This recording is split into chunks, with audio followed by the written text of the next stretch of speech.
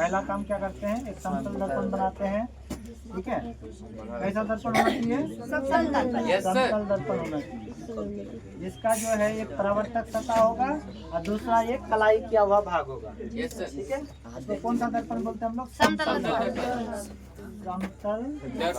दर्पण। अब इस पर जो है एक बिंदु लेंगे। ठीक है, इस बिंदु को बोलेंगे हम लोग आपतन बिंदु।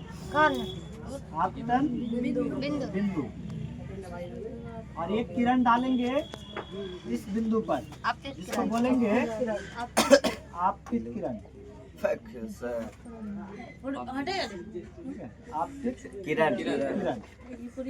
है, और इस बिंदु से टकराकर जो है लौटने वाले किरण होंगे परावर्तित किरण। अभिलंब होगा सर जी। ठीक है, अरे वो सर इस बिंदु पर एक लंब खींचेंगे हम लोग, जिसका नाम होता है अभिलंब। ठीक है,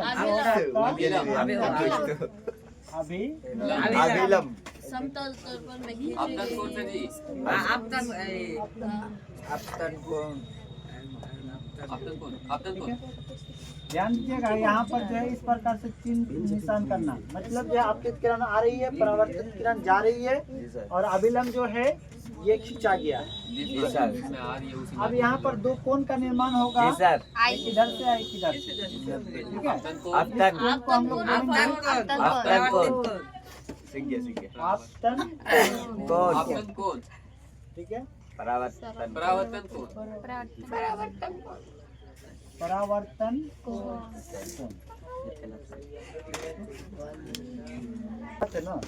चलिए देखिए, आपतन कोण को आई से और परावर्तन कोण को आर से किया जाता है।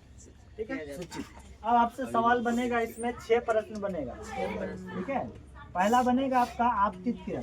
किसी सतह में बनने वाली आपतन किरण किसे कहते हैं?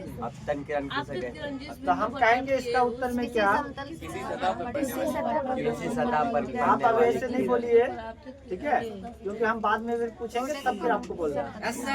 अभी समझा रहे हैं, समझ लो, और बाद में आप नहीं बता पाओगे तो फिर हम समझाएंगे। ठीक है, हाँ चलिए। तो आपतित किरण किसे कहते हैं? हम कहेंगे किसी सतह पर पड़ने वाली किरण को।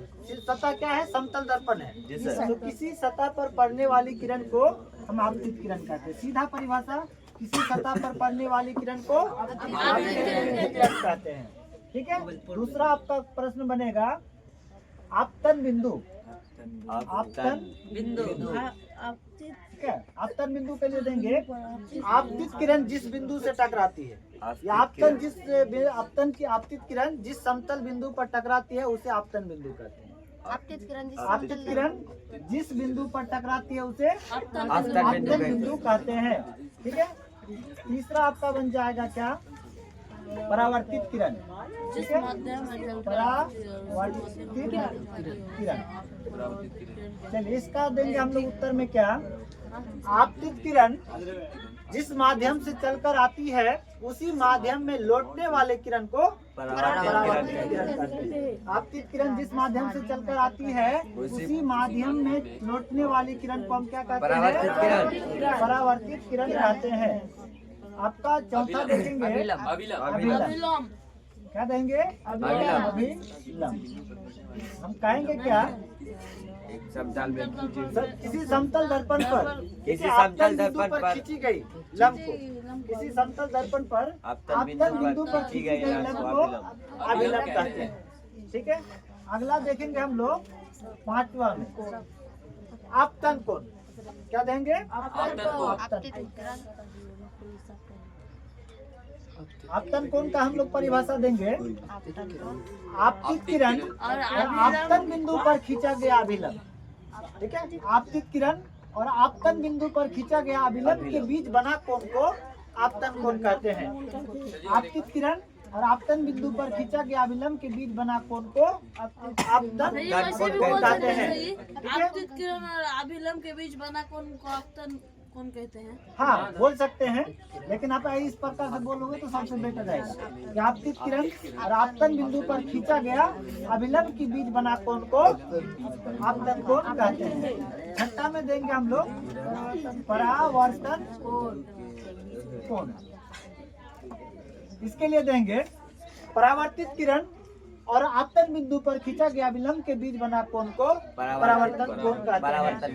परावर्तित किरण और आपतन बिंदु पर खींचा गया विलंब के बीच बना कोण को परावर्तन कोण कहते हैं। ये आपका 6 जो है पद है, उस पद का व्याख्या करना था जिसमें परावर्तन के 6 भेद मिला हमको पद।